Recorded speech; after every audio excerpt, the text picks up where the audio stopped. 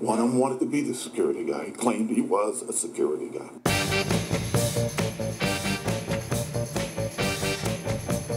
Welcome to the second show of Trifecta today on Security Radio. I'm Chuck Harold and Paul Tally-ho, Bristow. Paul Tally-ho Bristow, or Paul Bristow is a possible because he won't put the mask on and get sprayed next. Nope. Ah, well, that was an interesting segment, I must say. Yeah. All right, now we're going to switch. I must admit, I was a little bit disappointed that you didn't that I didn't get actually get gassed. I mean, I was looking forward to that. I know. The British. No, God! Well, no, the Irish are British. No, the Irish are part of the Gauls. The Gaul Empire was in existence way before the Britons came, all right? And we kicked the Vikings out, so we're pretty bad people. Nah, I don't know what book tough. you're reading. You're reading some Okay, all right. book that I haven't got. But I digress because I know nothing. I'm just a radio show host. But our guest today does know quite a bit. It's Mr. Sergio G. Garcia, Chief of Police, Riverside Police Department. Chief, welcome. Welcome, Chief. Good evening. Thanks for coming on. Thank you, Brian. That's very good. So we want to have the chief on so you guys can kind of get a feel for what chiefs have to do, what their responsibility is. Chiefs get a lot of heat. I've worked for 3 chiefs, San Gabriel, Culver City, UCLA, and actually there was one other I worked for too who was in security. And I got to tell you, if you're chief of police, it's a huge responsibility. And chiefs often don't get a microphone to come out and tell what the facts are and what the truth are. And we want to give Chief Diaz that opportunity today. Did I say Garcia? Yeah. Oh, because my buddy's Garcia. What an idiot. All right. Let me push my no button. All right, I'm sorry about that. That guy plays golf. That's right. Chief Sergio Diaz. All right. So what's going on in Riverside, Chief? Well, we've got a really good city in Riverside. It's the county seat in Riverside County. It's about the 12th biggest city in California. Is it 12th, really? Yeah. Oh. Yeah. And it's one of the biggest counties as well, right? It's geographically, it's a huge county, second only to San Bernardino. But very nice city, very historic. It's an old city. I found out going there that people in Riverside rightly are very proud of being Riversiders and very much aware of their history and their place in the world. In Riverside, if you're in Riverside, you understand that you're at the center of the universe. How many square miles? It's about 80 square miles. Population? 313,000. That's a good size. How many officers you got? We've got 365 officers right now and about 160 civilian support staff. That's a perfect That's ratio. pretty big. That's a perfect ratio. Yeah. Isn't it about one per thousand? One officer per 1,000 citizens is kind of where you want to be, right? I think that's really the minimum that you want right. to be. So yeah, so we're a little bit over that. Yeah, I remember at Culver City we had about 150 cops, and with a population of 100, and now they're down to about 75. They've dropped it. Well, I must say my old police department, the Metropolitan Police, has got 30,000 police officers, but the original I police just department. don't like to brag. The original police department. Well, we pride ourselves on in American law enforcement on modeling our ethos after Sir Robert Peel's principles on policing. Yeah, That's right. Yeah. So you were formerly LAPD. That's right. I was with LAPD for 33 years. Wow, that's impressive. So you worked under Mr. Daryl Gates and some of those other chiefs? Yeah, my first chief was Ed Davis, and I worked under Gates for most of that time. Also Parks, and then the last 8 years under Bratton. So what did you do in LA, Chief? Well, a little bit of everything over those years, but when I retired, I was the deputy chief in charge of what we call Operations Central Bureau, which is the 5 police stations out of 21 at the time, 5 police stations in and around downtown LA. Oh, okay. Right. That's a happening area. Yeah, we had higher crime areas. Central, Rampart, Hollenbeck, Newton, and Northeast. You had your hands full with those divisions, for sure. It was I was privileged to be there for that long, and got to experience pretty much all of the major issues in law enforcement. So here's something I find fascinating about law enforcement in California. Tell me if I'm wrong. These are old stats maybe. But a buddy of mine works for LAPD. And roughly you guys had about 9,000 cops, and Riverside's got 350. But a place like New York or the Metropolitan has 30,000 cops. But California and LA, they make a lot more arrests than some of those bigger departments. It's more efficiently run. Am I wrong? They got to do with less because of the politics out here. Well, there's a number of things. We do it with less out here than in the Midwest or in the East Coast. For example, Chicago, which is used to be the second city in the country, but it's third behind Los Angeles. Chicago has many more police officers than Los Angeles. Los Angeles has about 10,000. I believe Chicago is probably close to 15. Yeah. So the ratios are different. But out here, we're also very much spread out, and so you have essentially a motorized police force. You have, except for those areas that are very intensely populated, like the downtowns, you don't really have the opportunity to have foot beats or bike patrols. Everything is based on cars, and in fact, I think Los Angeles historically kind of led the trend in the 20th century in that model of policing. Police officers in cars responding to calls that they received on the radio. So it is more efficient, but the outlook, the philosophies out here have always been more proactive, more energetic in terms of policing. What's your biggest problem in Riverside? Well, right now I would say that property crime is the biggest problem. There have been a number of trends throughout our state that are adding to the challenges of property crime. You've heard of, I'm sure, of the realignment issues, AB 109, October of 2011. That came into effect, and essentially it reclassified many felonies that were formerly people would go to state prison if they were convicted of a felony. Well, with AB 109, those felonies are deemed to be non-serious, non-violent, and non-sexual. They devolve the responsibility for the custody of those people devolved to the counties. And they're still a felony, but they're being housed in county, which So is less than 1 year. what sort of crimes are you talking about when you're talking about? Well, we're talking about grand theft auto, burglary, identity theft. What? All kinds of thefts. These have been, they're still felonies, but they're low-grade felonies. That's, lower grade. Lower, yeah. Also, drug trafficking. This is a big deal because, for example, if you get caught with a truckload of cocaine, as an example, you can go to prison under California law for 20 years. Well, now those drug trafficking offenses, as an example, are deemed to be offenses that are non-serious, non-violent, non-sexual, and so you might be going to county jail for 20 years. That's a problem.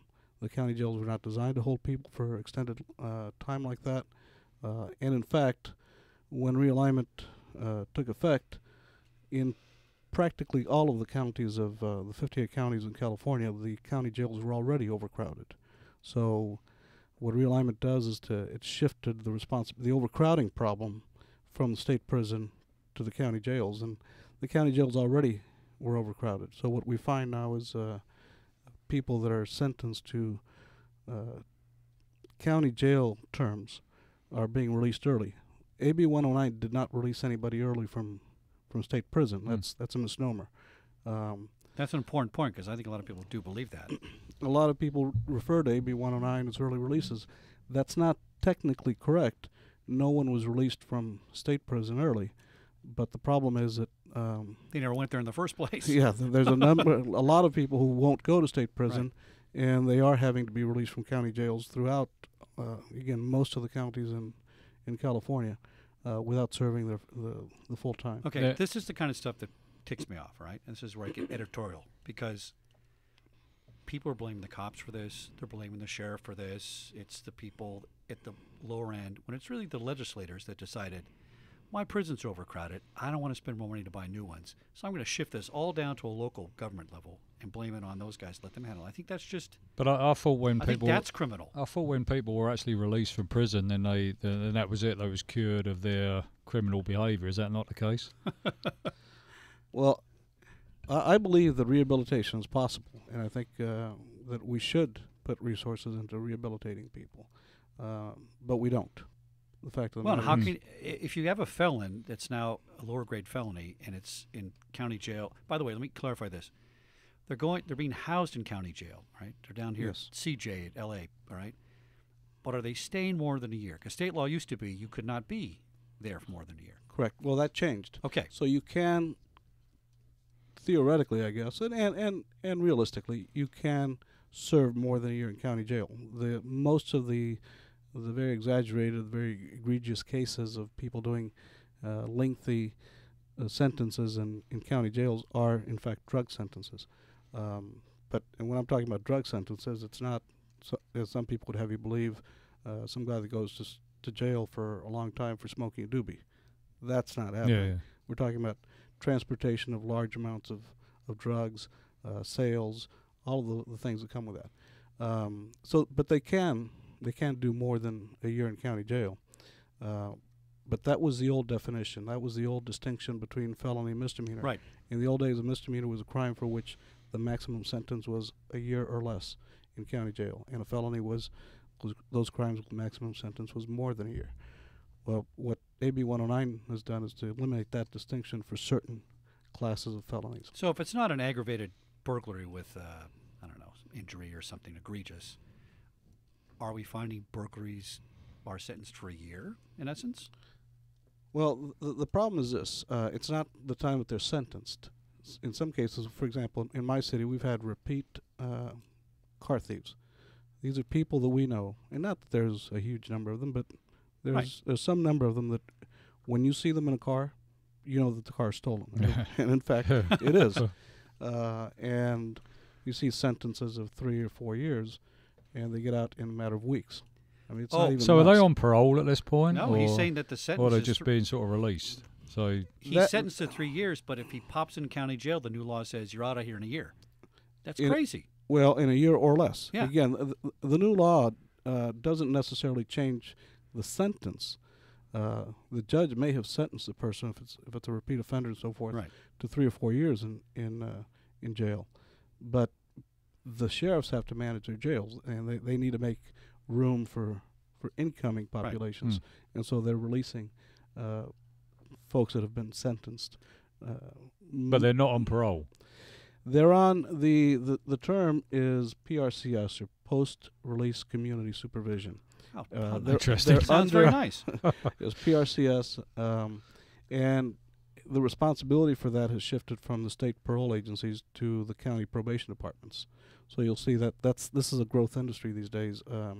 Probation departments are having to hire more people and different kinds of probation officers.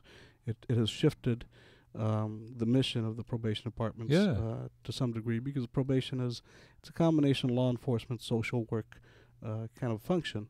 But as you have more and more of these hardened criminals, the probation has had to shift to more armed people, for example, to provide supervision.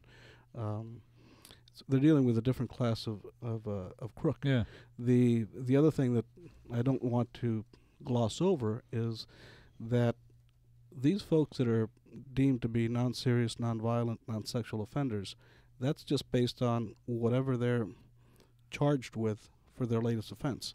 So if for example, we catch a burglar who is also a gang member and has violence in his background, has sexual assaults and all that, we still handle them per the current state of the law. We handle them as a non-violent offender based on their most recent conviction. Well, I know under the laws you can be registered as a sexually violent predator, and that's a special classification. That's special, and that hasn't been affected by that has not property been. Well, one, thank goodness they didn't take everything away. by 109. Now, I'm always into sort of funding and budgets and all that sort of stuff. So, with all these people coming back into Riverside, I mean, where does the funding come to actually, watch over these people? No, you're not from the building probation prisons. Now you're department? just spending the money somewhere else.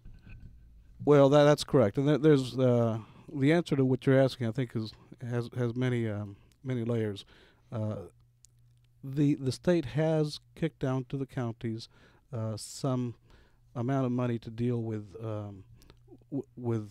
the effects of AB 109. So, for example, the courts, the district attorney's offices, the departments of mental health, public defenders, they all have received a little extra money. Most recently, the frontline law enforcement, the police departments have received some extra money. But in our view, it's not enough. It's not sufficient to deal with the additional responsibilities. And the funding aspect is very interesting because all of this is done, the alternatives to incarceration, and I think, again, personally, as somebody who's been a police officer for 37 years, I think we do need to be proactive and to explore alternatives to incarceration and so forth for those individuals for whom it's appropriate. But I'm afraid that much of what motivates these alternatives is the idea of saving money. And what I always tell community groups and other members of the public, if you think it's expensive to keep these people in, just try having them out among the rest of us. That's very expensive too. Yeah. We're going to talk about that after the break because that's a very important part of how this is impacting police departments' budgets. When we return on Security Guy Radio with Chief Sergio Diaz at the Riverside Police Department. Back in a minute.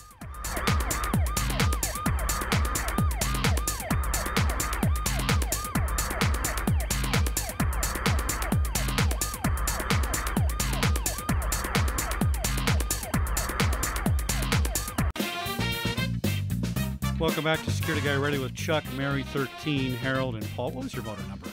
I had 395 RPDPG. What? Rolled That's what you rolled in the Ramp Protection Group. That's what you had to And call then, it yourself was, on your radio. and then originally it was 600 YT. You had to say Yankee that on Tango. radio. Yeah, Yankee Tango. yeah, You had to put exactly. Yankee in, didn't you? Tango. Oh, man. We're back with Chief Sergio Diaz. Now, I ran two guard companies for about 6-7 years. So I worked at Fox and Disney with all these giant $1 million operating budgets. I think my biggest budget was about $25 million. What's the budget at Riverside PD? About 90 million. 90 million, okay. Mm-hmm. So when somebody decides they have a better way of doing things, that usually means it's not a better way of doing things, and your costs go up or down, usually up. How does this law impact your operating budget? I mean, if I could put somebody in jail and I know they're going to stay there 5 years, and most people that come back, it's like the bottom 10% of the population cause the crimes over and over again, right?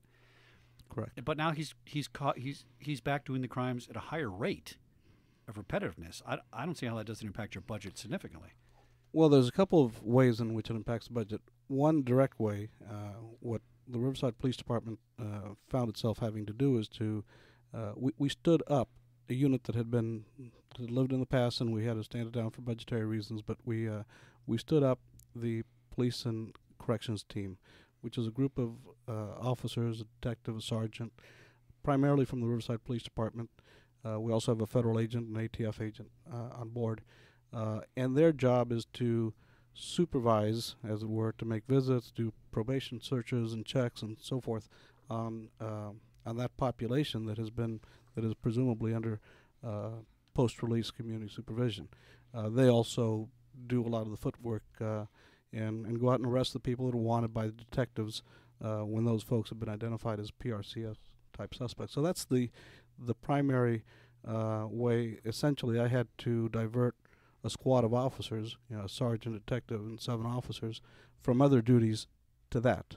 But the other way in which budgets are impacted and resources are impacted is what you're alluding to.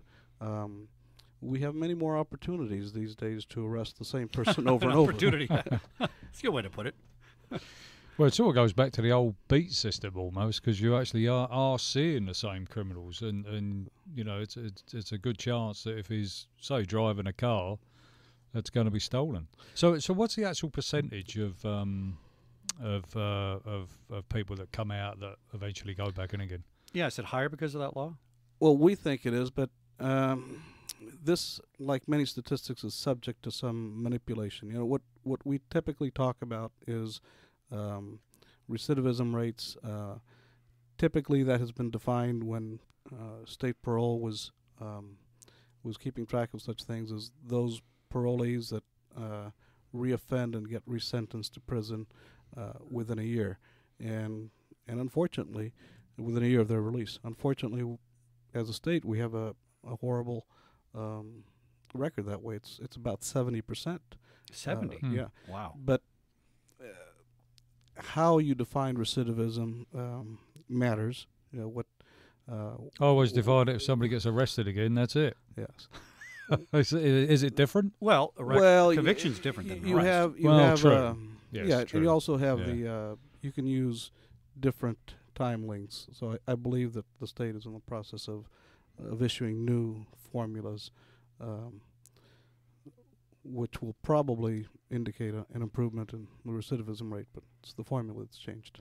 I guess, sorry. No, go ahead. I mean, from a, sort of public's perspective, I guess I'm still not understanding the fact that if you're sentenced to, say, 4 years and you're out within 6 months, what happens to the rest of that 4 years? I mean, does it just go away, or are they on this, whatever the hell you called it, parole, probation? The PRCS, the post-release. I'm going to have to write that down. Here's the thing. It gets complicated, but essentially they are on PRCS usually for a period of 6 months. Whether they were... again, it gets very complicated, but typically in the state of California, if a crime, the sentences, the minimum, middle, and maximum sentences for a particular crime are defined in the penal code. And typically, if a convicted person has behaved themselves, hasn't gotten in trouble in custody, the 4-year sentence is really 2 years. They get released after 2 years. We would be fine with that. That's the historical norm. But now what you've got is somebody who's sentenced to 4 years. They don't do the 2 years because the sheriff needs his space. Yeah. So after 5 months or 6 months, and I'm not exaggerating with this, I'm actually being giving it as an example, generous. They would be released not because their sentence is up, but because we need the space. Under those circumstances, you can't hold them under supervision longer than you normally would. In fact, we're finding something else. In the old days, we could hold a prison a sentence over somebody's head, and you would hear you've heard the term plea bargaining. Oh, right. So you say, okay, you're facing 4 years in prison, but if you admit if you don't go to trial, you admit your guilt. Well, we'll negotiate it back down to something less. The incentive to do that, to plea, is much less because in many cases the suspect, the criminal, can rationalize. Okay, let them convict me and see how long they're going to keep me. So, there's less incentive to participate in, for example, in the fire camps and to do things to negotiate down their responsibility. Less incentive to be an informant, as an example. So go ahead, sentence me to whatever you want. I'll be out in a few months. Without a parole, without those kinds of supervision. Now, without being too political, and please don't put yourself in a political position, let me do that for you. What idiot is doing this in Sacramento? Well, whose great idea was this? I don't get this. Was the objective to not build more prisons? Was that the brilliant idea originally, or what? I don't believe that this is anybody's idea. This is a way of solving a problem. This all originates with inmate lawsuits at the federal level. State inmates, but that have sued because of what they profess as and probably not without reason, by the way. I believe that there's some truth in this, but because of overcrowding, because the entire state system was only meant to hold, say, 100,000 people, maybe less, and they were at 143. Because of the overcrowding, the medical and mental health care that they were receiving was substandard. In fact, what they alleged was that it constituted cruel and unusual punishment. There were a couple of such lawsuits that were incorporated together, and the United States Supreme Court agreed that, in fact, the overcrowding resulted in conditions that are, in fact, cruel and unusual punishment. So all of this is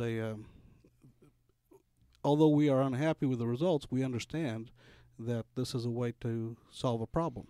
Well, it makes sense. I mean, you are solving the overcrowded problem, but you're creating a whole new set of problems. Well, why not? You have to wonder if the cost of building new prisons wouldn't equal the cost that's now hitting the community and police departments across the state. I could give every criminal a voucher at Weston, okay, in a king-size bed for 4 years. Yeah, just tell me what Weston you're doing it at, because I won't stay I mean, there. it wouldn't cost as much as all the problems we're having right now. You have to wonder whether it would actually. I equal get out, the don't you? lawsuits. I've been in plenty of prisons. I get it. I wouldn't want to be there myself. No. I'm sure there's validity to those sort of things, but just to push it down to the people that do the work day to day, the law enforcement line guys, that's probation. Well, guys, that's tough. That's not the issue. The issue isn't pushing it down to the law enforcement people. That's our job. We get paid to do that. The real issue is what is being imposed on our communities. Yeah. Well, that's what I mean, right? Your community, your quality of life is going to go down if that guy's out of jail. There's a revolving door all the time. Have they taken funds away from trying to keep people out of crime to try and monitor the people that's being pulled out? Is those funds being moved around at this point? Well, no. I think if anything, there are funds being devoted to rehabilitation now. Good. And while I'm no expert in penology and prisons or any of that, my impression is that once upon a time, I mean, when I was a young person, we actually spent more on trade programs and such than we have in the last few years. We've taken, as a society, a very hard stance on crime, which I believe is correct. You've had 3 strikes and mandatory sentencing laws and all that, all of which have resulted in prison overcrowding, but all of which have also resulted, in my view, in a safer society. We've had, for about the last 10 years, throughout our state, crime has gone down. Now, people will argue about that, and police chiefs will take credit, and academics will tell you, well, it has to do with economic conditions and how many young men there are in the population and such. But I can't help but think that, all of those people that are overcrowding the prisons are also underpopulating our communities. Yeah. And right now we're in the process of I dismantling mean, I always that. thought an idea would be an incentive for somebody in jail, and I think of my brother who had some criminal background problems.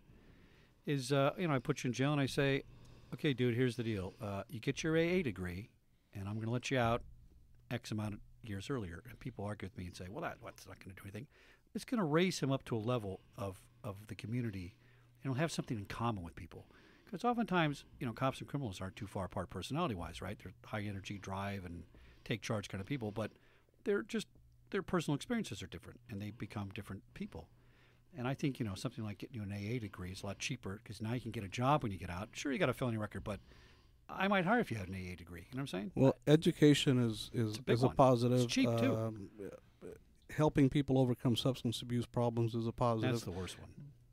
But again, if the consequences for committing a crime and getting caught and being convicted are not there, right, then there is less incentive for people to take advantage of programs such as education and substance abuse. Well, problems. as you know, and Paul, I mean, do we not arrest people that didn't have a place to stay for a couple weeks and they wanted to get arrested to do time in jail for 3 months? I mean, that's a house to some people. It really is. In the old days, that happened, and I don't think we moved away from that because it didn't work. We moved away from it because we thought, well, we're punishing, we're being punitive with people who simply have an illness.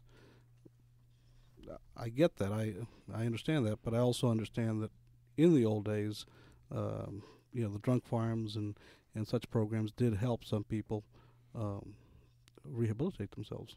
So what's your big problem in Riverside? Now that we know how people are arrested, housed, how they're getting out again, are we moving away from what we used to call CAPS, crimes against persons, right? That's Yes. rape, robbery, and so on.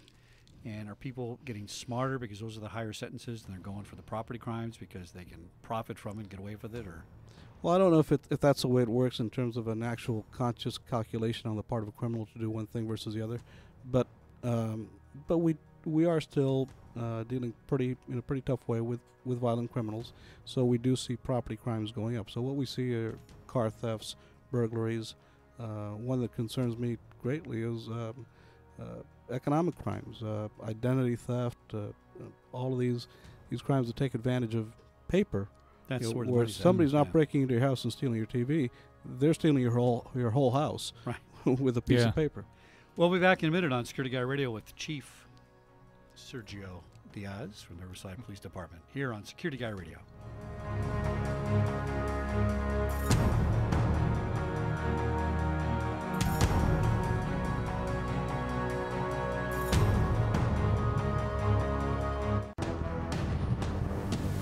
Welcome back to Security Guy Radio with Chuck Harris and Paul Bristow. Chief Diaz from Riverside PD. We were talking at the break about the dying industry in the criminal justice system. Bail bondsmen. Why post bail if you're going to get out in 3 weeks?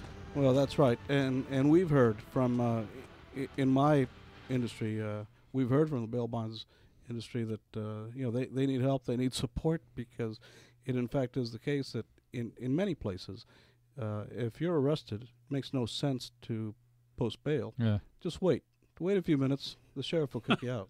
Yeah. He needs Support your local bed, bail bond. All right, what else are we talking about at the break we're going to bring up?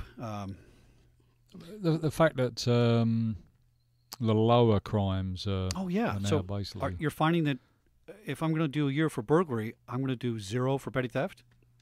Well, yes, exactly, and I wanted to talk about that. There's because it's not all doom and gloom. Here's what we find with property crimes. There's a number of trends that I think are important to talk about. One is the timeless trend, which is that many of these crimes are in fact very, very preventable. So we spend quite a bit of time and resources reminding people.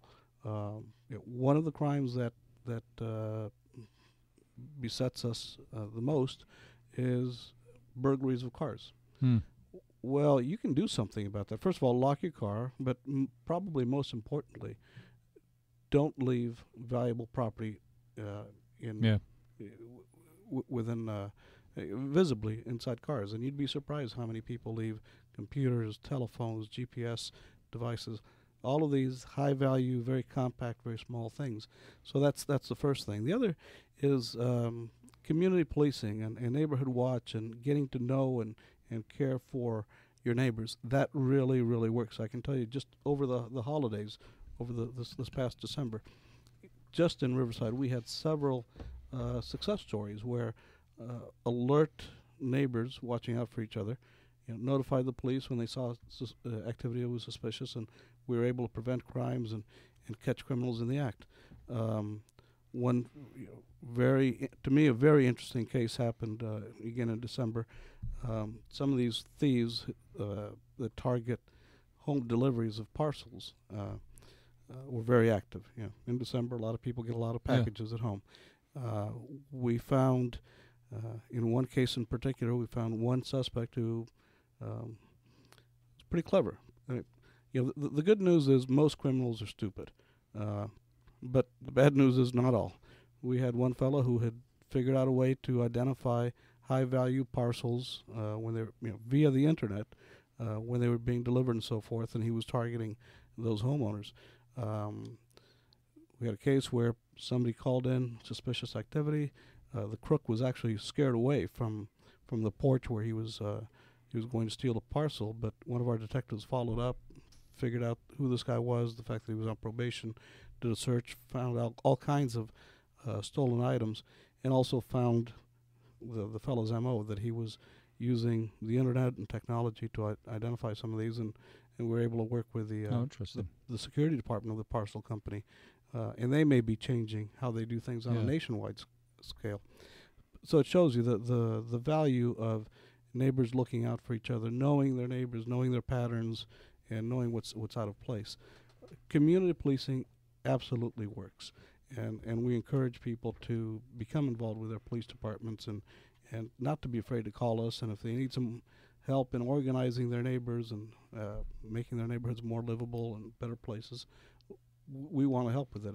It's in so our what would they interest. do? Just give the local station a call, or on the website, or what? How would they? Well, do both. that? Pretty much all police departments these days have a web presence of one kind or another. So you could start there. But if you call the station and say, "Hey, look, I'd like some help organizing my neighbors," and we're going to put some of that back on you. You know your neighborhood better than anybody. But we have cops assigned to particular beats, and they know the neighborhoods well. And we're always, and I feel comfortable speaking for my fellow chiefs, we want to see that happen. Well, you hit on something earlier that I think makes it difficult in California. We're a motorized police force. In New York, you see the guy standing on the corner, and that's his beat, and you get to know the guy in the neighborhood. That is highly effective. It really does work. And, I've worked in areas where there's high density and you do a foot beat in downtown Culver City, or UCLA is a perfect example. I mean, that's a mini city, and you didn't get anywhere in a car. You had to walk around those buildings, right? Especially the hospital was like 36 miles of hallways and stuff. So I think that works, and I think it's important to do that. But how do you do it effectively in our California environment where it's so much about a car driving by, and police aren't the guy it's the guy that's driving by? I think it's a difficult challenge. Especially Riverside, it's a huge area, isn't it? yeah. Well, it is a challenge, but understand that the way these things typically work, that is where a neighborhood comes together and gets organized and gets mobilized, it's been my experience, again, over 37 years, to see this on many occasions. Typically there's a crisis. There's a rash of burglaries, right. Speeding cars run over a kid, something has happened, and it energizes the community. They bring in the police, they bring in the city structure, and the problems get handled. There will be a solution. But the next thing that happens is the important one. And the next thing that happens depends not on the cops and not on the city, but on the neighbors. That group either remains intact and helps the neighborhood improve further, or it goes away in the absence of a crisis. Yeah. And whether one thing happens or the other depends on the leadership of the residents. Yeah, well, LA has to keep me involved. Remember those leads we used to work with LAPD? Yeah. That's a great program. It was kind of like your corporate representation for the department. And the West Valley guy or the Sherman Oaks guy was Officer Smith, and he's the guy you called, and he'd come out and handle things. That was very effective. Just that sort of contact when you need it, I think works very, very well. And most departments have, in one way or another, they have that kind of community policing structure. In Riverside, it's a little bit different than Los Angeles. Los Angeles has a system of senior lead officers. In Riverside, we divide the city up into fourths, and we have a lieutenant in charge of each of those quarters of the city, and he has community officers assigned to him who can help with livability issues and long-term crime issues. Another thing that I wanted to discuss is the issue of organized retail crime. Yeah. Organized as in the mafia, that kind of stuff? Almost. Not the mafia, but... Not the mafia, but... I didn't say mafia, I'm sorry. But... many people don't understand. One of the big drivers of our crime stats, one where we do see increases in thefts, is where retail businesses are the victims of shoplifting, typically. Yeah. And shoplifting is no longer a crime that 14-year-old girls stealing mascara from the drugstore. It is organized groups of people who essentially have a shopping list, who they go in to steal certain high-value items and then resell them. Typically, narcotic addicts. Typically, for example, in our city, we have a real problem with methamphetamine addicts, speed. But it's very purposeful. They're not just stealing whatever they can. They're taking orders and they're passing along a supply chain that is very similar to a legitimate supply chain, but these are all criminals. The things that they go after can vary according to certain trends. For example, it was interesting to see a few years ago a trend emerge, which we still see from time to time, baby formula. Baby formula is a high... easily resellable. Very resellable. It's is it going south out of the country, or is it staying here, or what? I think it's staying here. I believe it's a matter of there are people who they don't go to the local market to buy baby formula. They've got their sources here. So are they targeting the big box stores, or is it just any retail? All of the above, really. The big box stores for electronic equipment and such. The drug stores for all kinds of things. The grocery stores. Now, the hopeful trend there is that we have realized this. Both private security and law enforcement have realized this, and that the concept, which when I was a young officer, we didn't have that concept of organized retail crime.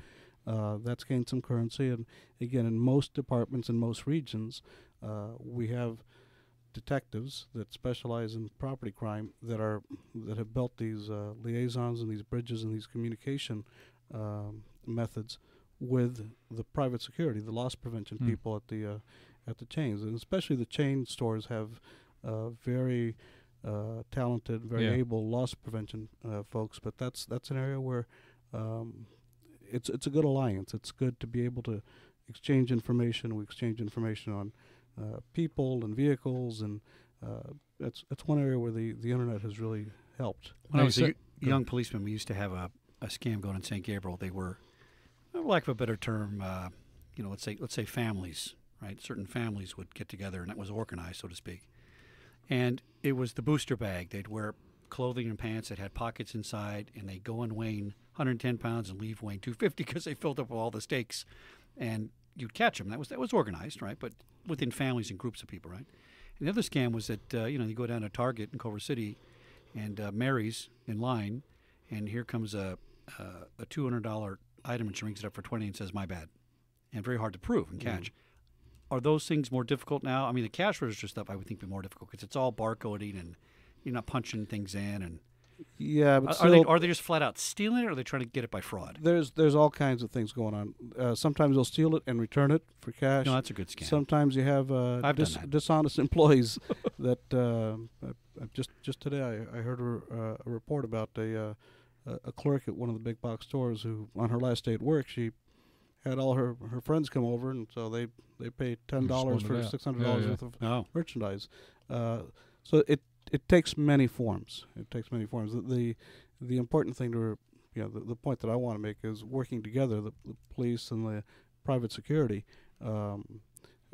We can abate that. Yeah. And it's not a victimless crime. I think much of the audience needs to know we all pay for the results of that through higher costs of I think products. it's one of the biggest costs in retail. Actually, is unexplained losses. What percentage It's is huge. internal employee theft, and what percentage is external? No, I would be guessing if I try to give you. I don't know. The last thing I saw, it was like there's unexplained losses and explained losses. Right. Out of the unexplained, it was like 32 and 35. So it was basically, I mean, it was almost equal. That came out about 2 months ago. So yeah. Because Pretty laptops, interesting stuff. I think something I read with the FBI. There's laptops are about 85% employee stolen. Not a retail crime, of course, but it just depends on the demographics. And that brings up another crime trend that we didn't have a few years ago, which is, and this involves many kinds of crimes: robbery, car burglaries, just what we call grand theft person.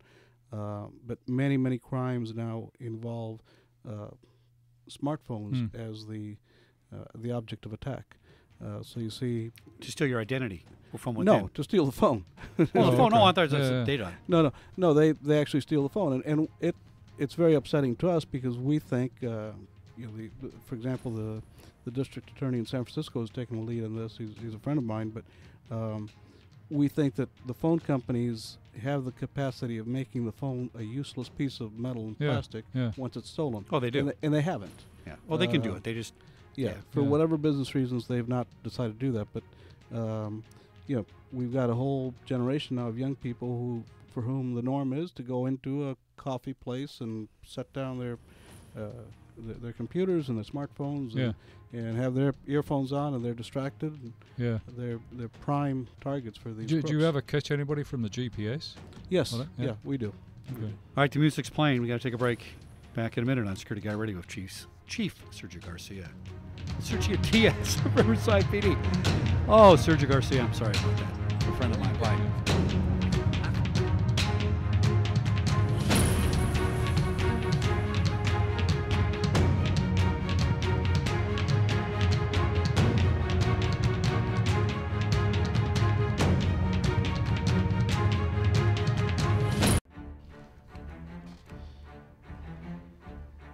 Welcome back to Security Guy Radio with our, is that villain music you're playing there, Brian? It's kind of appropriate villain Sounds like music. Jaws. Oh, not Jaws. It's kind of Similar. nefarious villain music. I like it. All right, back with Chief Sergio Diaz, Riverside PD.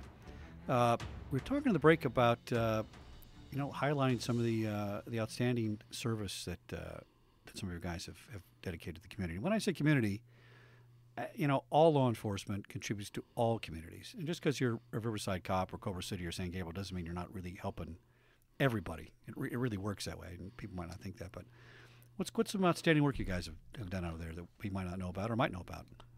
Well, let me tell you, I am very, very proud of our workforce. I mentioned in passing a little bit about this this parcel delivery case. We had a detective who, and a brand new detective, by the way, who took an attempt crime, not even a completed crime, ran with it, and the result of it was potentially not only did we put the bad guy in jail, but he was debriefed, and his information was collected by the parcel delivery companies, and that might change even the way that company does business on a national, maybe a global scale.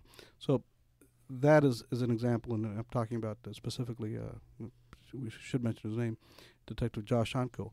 But just as in Josh's case, we have so many officers that are deserving of a lot of credit. I'm very, very proud of our workforce. I get many, many more letters and emails that are complimentary towards that's our outstanding. people than I yeah. get complaints.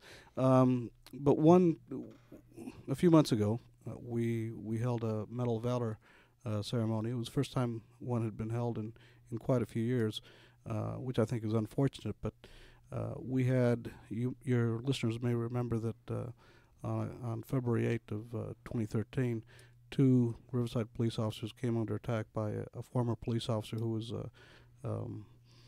waging war against law enforcement throughout Southern California. And one officer, Mike Crain, a tremendous guy, a person who had served not only his city but his country very nobly. He was a former Marine. Mike Crain was killed, and his partner, Andy Takias, who was being trained by Mike at the time, was gravely wounded. We're very proud of those 2 officers. But a few days after that attack, the suspect was located up in Big Bear in the San Bernardino Mountains. We happen to have a couple of detectives, Mike Medici and Jim Simons. They were up on the mountain looking for the suspect. We didn't know whether he was still up on the mountain or not, but it was a possibility. So we had those fellows were up in the mountain, and they were right on top of the suspect when he made his final stand, and they were involved in a hellacious firefight. Oh, they're part of the firefight. They were part of the Wow. firefight. They fortunately they had taken a rifle up there and a lot of rounds, and because of what they did, Detective Alex Collins from the San Bernardino Sheriff's Department was able to be evacuated, and his life was saved.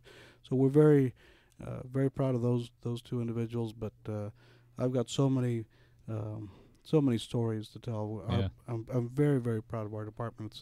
It's one that at the working level, at the level of the patrol officer and detectives, they do tremendous work. And Did the wounded officer in that ever get back to work, or is he still? No, he hasn't. poorly? He hasn't returned to work. He's Okay. still recovering from his injuries. Okay.